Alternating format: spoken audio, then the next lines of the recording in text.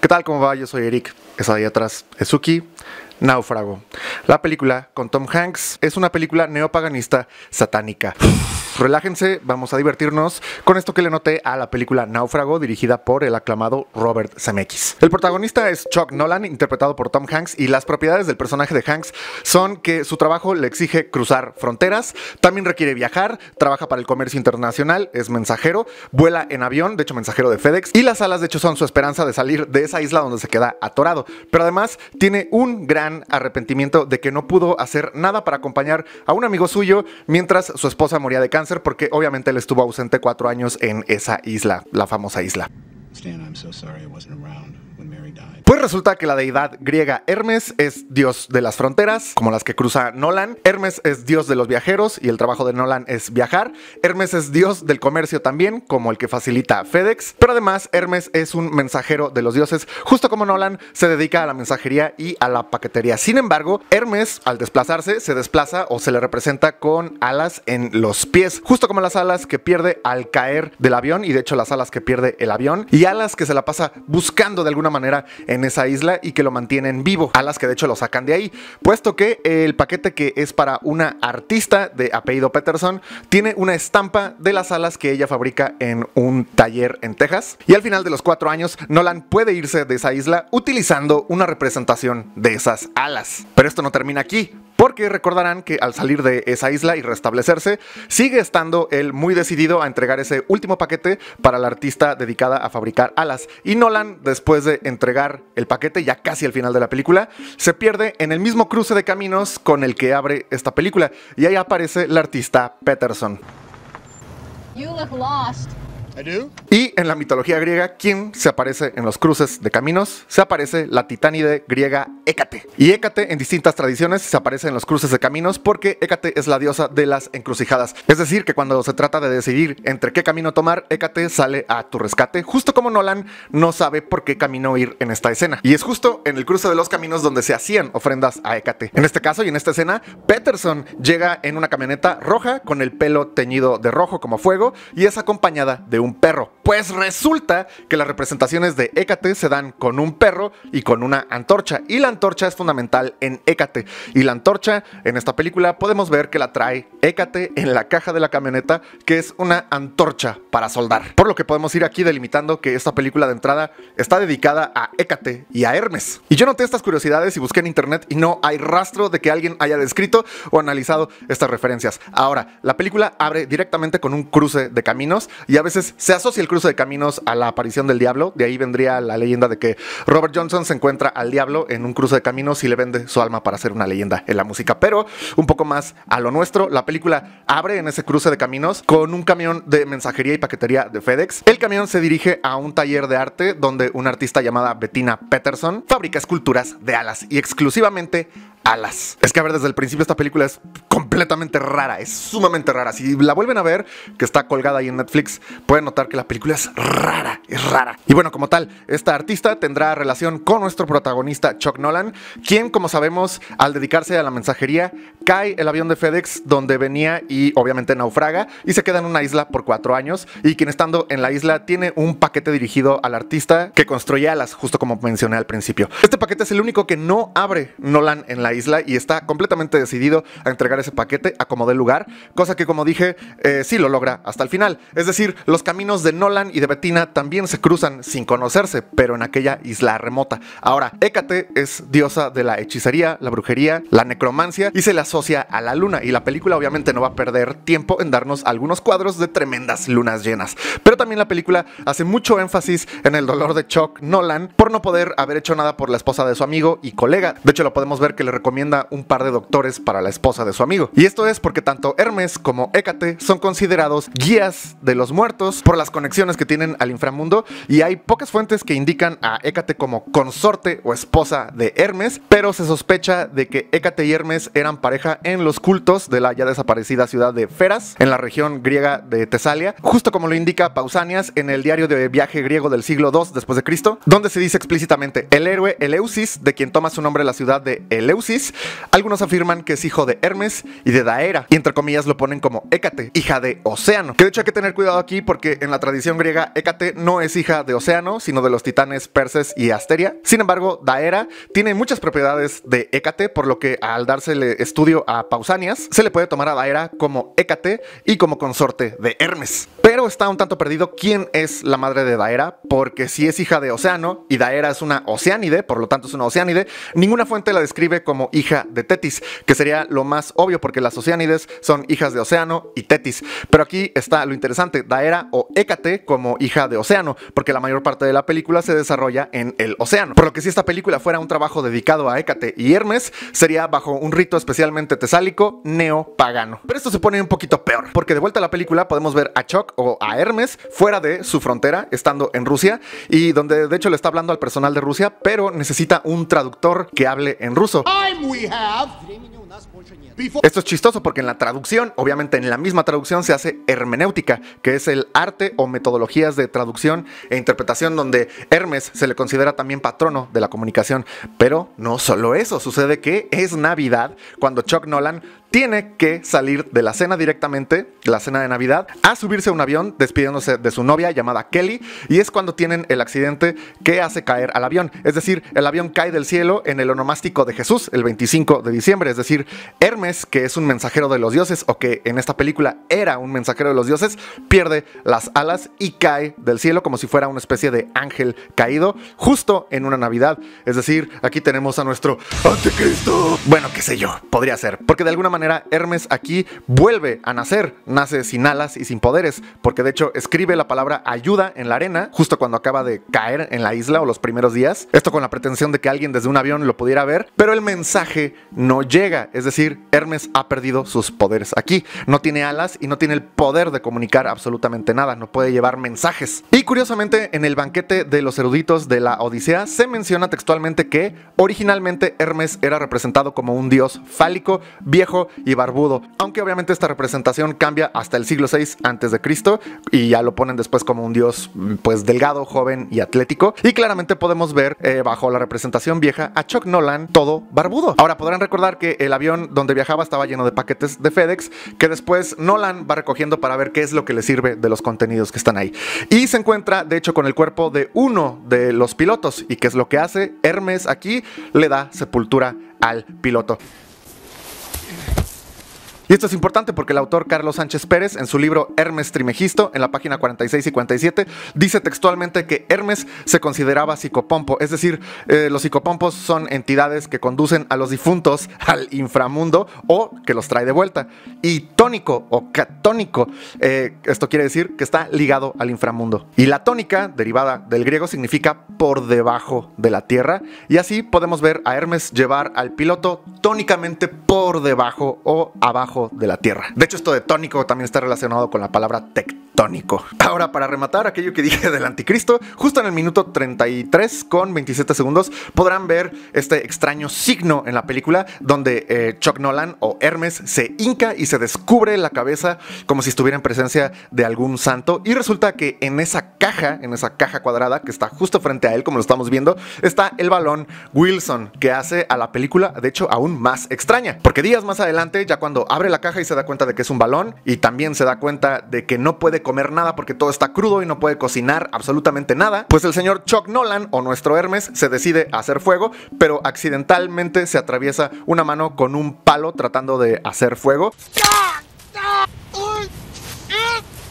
Y por supuesto, en su ira le da una manchada de sangre al balón cuando lo avienta en su coraje. Pero es hasta que se relaja y agarra el balón y le empieza a poner ojos, nariz y boca a la mancha de sangre, que por fin nuestro Hermes puede escuchar lo que dice el balón. Pero aquí lo importante es que justo al darle rostro y empezar a hablar con él, es cuando por fin hay fuego. Es decir, parece que este ente, Wilson, como lo hacen llamar aquí en la película, nace de algo así como un sacrificio de sangre de Chuck Nolan. Y este sacrificio de sangre o o esta entidad le da regalos como el fuego a manera de Prometeo, que por cierto la deidad a quien se le atribuye la invención del fuego es precisamente a Prometeo, pero también a Hermes. Pero aquí lo interesante es que Hermes es el que tiene la facultad de producir fuego tallando fibras de plantas, y de hecho lo hace con la palma de la mano, misma palma de la mano que Chuck Nolan se atraviesa cuando no tiene la ayuda de Wilson todavía, su entidad hecha de sacrificio de sangre. Y de hecho se relata en el himno homérico a Hermes lo siguiente: dejó que se saciaran las hierbas de las mugidoras vacas, reunió abundante leña y practicó el arte de encender el fuego,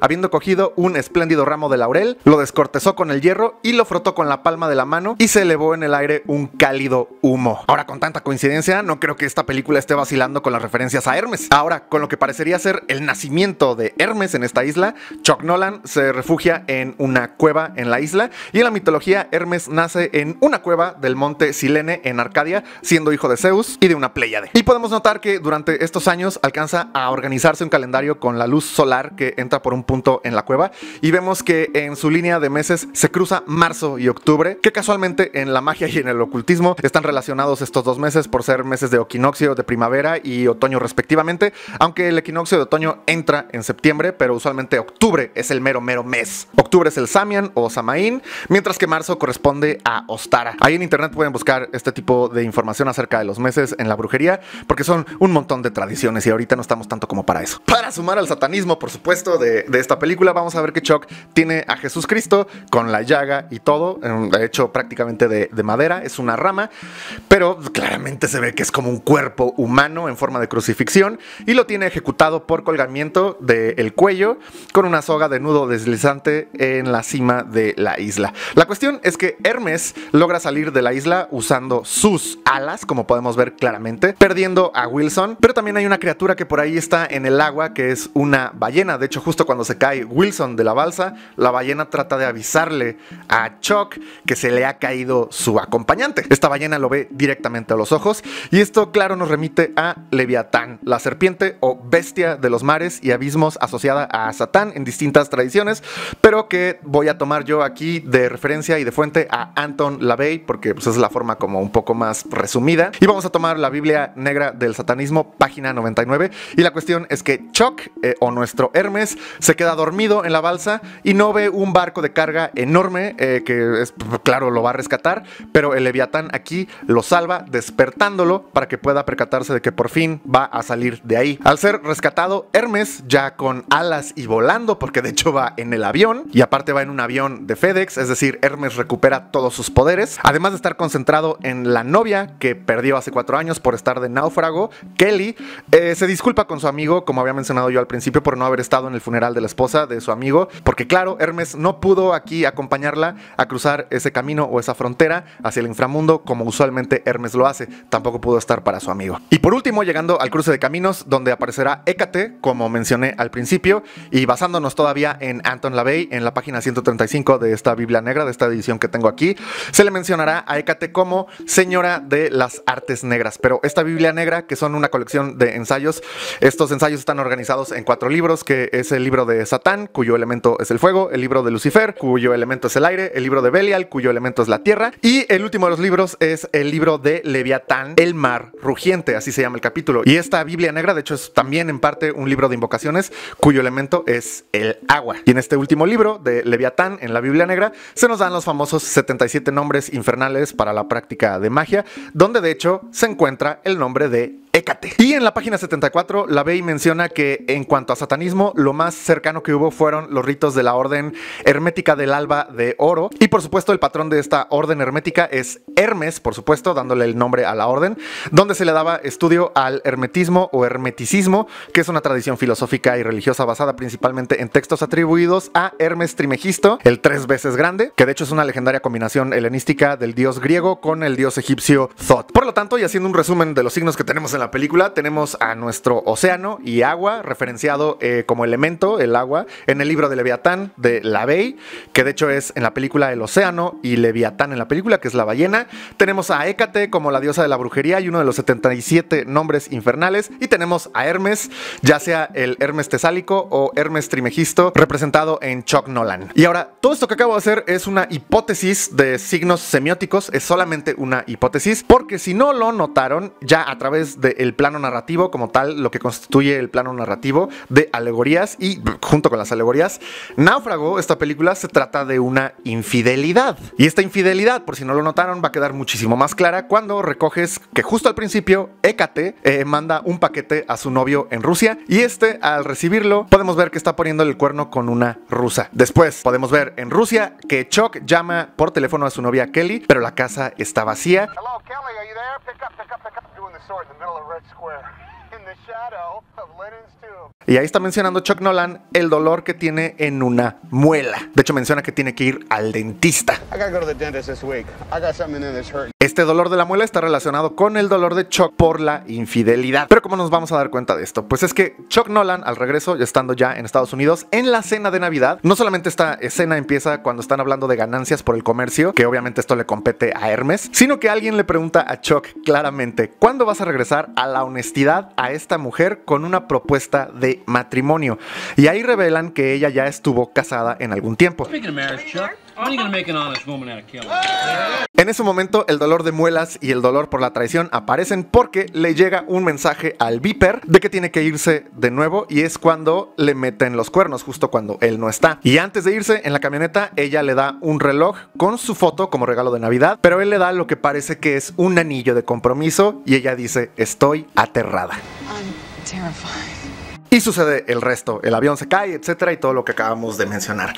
Pero es que al regreso, cuando lo reciben, Kelly no acude a verlo al aeropuerto, pero se presenta un dentista que lo había atendido hacía 5 años, y es el esposo de Kelly, Jerry Lovett. La cara de nuestro Hermes es de absoluta furia, y de hecho incluso empezamos a escuchar un zumbido en el ambiente. I'm Kelly's husband, Jerry Lovett. They wanted to be here. Aún así, con esto, Chuck visita a Kelly y sucede esto. Con un tono ensombrecido, Chuck le pregunta a Kelly: déjame ver si entendí todo. So let me get one thing straight here. Y Kelly se estremece completamente y espera el golpe de la pregunta porque cree que le va a empezar a preguntar acerca de la infidelidad. Pero él desvía esta pregunta haciendo otra pregunta estúpida por el equipo de fútbol americano local que tenían ahí. Ella simplemente se relaja y dice así como: creí que ya me había cargado la verga.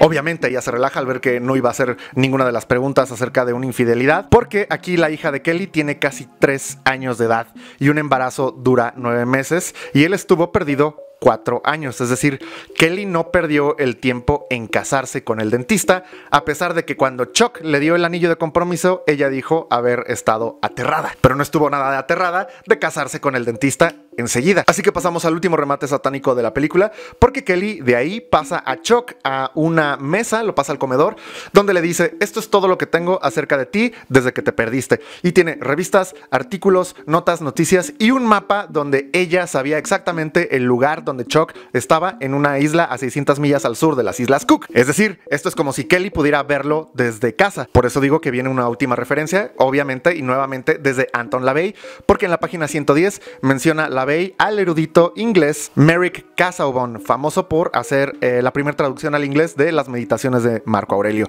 De hecho, quien escribió la biografía de John Dee, y este John Dee era un famoso vidente y astrólogo de la corte inglesa del siglo XVI, y en esa biografía de John Dee se centra en las colaboraciones que hizo con un clarividente llamado Edward Kelly. Ahora voy a citar textualmente a Anton LaVey acerca de Kelly aquí en la página 110. En lugar de la típica bola de cristal, Kelly, quien hacía las veces de vidente, utiliza un trapezoedro de múltiples facetas. Los ángeles, entre comillas, de los que habla Kelly en su primera revelación de las claves enoquianas, obtenidas gracias a las ventanas de cristal, son, entre comillas, ángeles, solo porque los ocultistas de todo género sufren de constipación metafísica hasta el día de hoy. Ahora que todo está más claro, esos ángeles, entre comillas, son vistos como ángulos y las ventanas a la cuarta dimensión, y estas se abren y conducen a la temida puerta del infierno. Es decir, que ya exagerando totalmente esta lectura que estoy haciendo, Kelly, la vidente en esta película, no está viendo a un ángel como tal, está viendo a un ángel caído, representado en Hermes, desde su casa,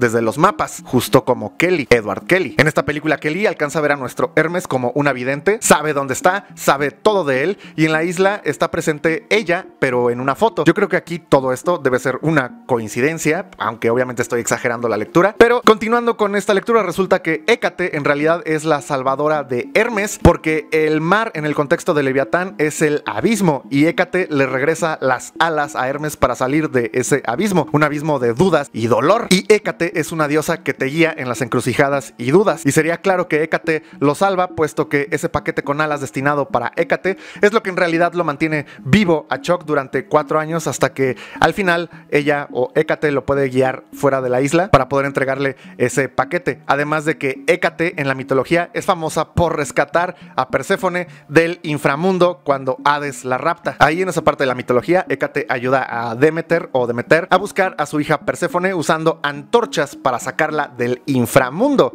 muy parecido al de esa isla. Y el director de esta película, el aclamadísimo Robert Zemeckis, y su filmografía, podemos encontrar pedazos enormes como puede ser Volver al Futuro y Forrest Gump, pero hay abundantes trabajos de estirpe esotérica, ocultista y supranatural como director o guionista, productor o todo al mismo tiempo. Nada menos, él produjo un show del que yo era bastante fan que se llama Cuentos de la Cripta. Pero entre el año 1995 y 2002 los trabajos de este tipo de ocultismo y sobrenaturales fueron sumamente abundantes. Y esto incluye, de hecho, en orden de fechas, El Caballero Demonio de terror supernatural, Los que asustan de humor supernatural, Burdel de Sangre de terror supernatural, Contacto, esto es de extraterrestres, La Casa de la Colina Embrujada de terror supernatural, Lo que yace debajo de terror supernatural, Náufrago, que es de hecho lo que acabamos de ver, pero después de Náufrago continúa con 13 fantasmas de terror supernatural, Ritual de terror supernatural, obvio, Barco Fantasma de terror supernatural, Gótica de terror supernatural, y a pesar de que dirige cosas como El Expreso Polar, continúa haciendo películas de terror sobrenatural durante toda su carrera,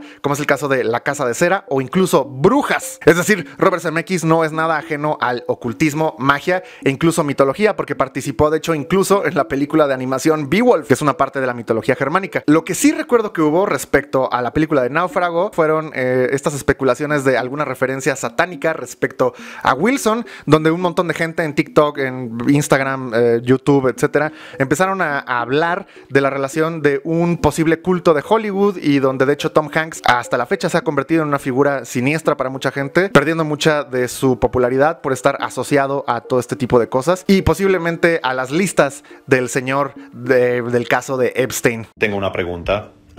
¿Qué pasa con esto en Hollywood? Hay algo que no entiendo aquí porque este es el balón de voleibol de Tom Hanks de la película Náufrago. Este es uno de los atuendos de Lady Gaga. Parece... Bueno, ni siquiera voy a decir a qué se parece. Tú sabes a qué se parece. Muy oscuro. Luego tenemos a Ellen, con su famosa sudadera con capucha blanca, con un dibujo distorsionado en rojo. Como algo que ves en una película de terror que un niño dibuja en un papel y dice, mira mami, mira lo que vi anoche. Jay-Z lleva lo mismo. Estoy seguro de que es la marca de alguien, lo que sea. Pero este tipo dijo que si te dijera qué representa el dibujo en esas camisetas, no podrías dormir por la noche. Luego tienes a Hanks, quien está allá arriba haciendo el Baphomet, no es gran cosa. Forrest Gump, solo es una broma. Este es el gesto de mano de Baphomet. Como puedes ver, 2 dedos hacia arriba, 2 dedos hacia abajo. Muy deliberado. Esto es solo una cosa divertida que estas personas de Hollywood juntan y se divierten. ¿O está sucediendo algo mucho más serio y nos lo están poniendo en la cara? ¿Qué sé yo?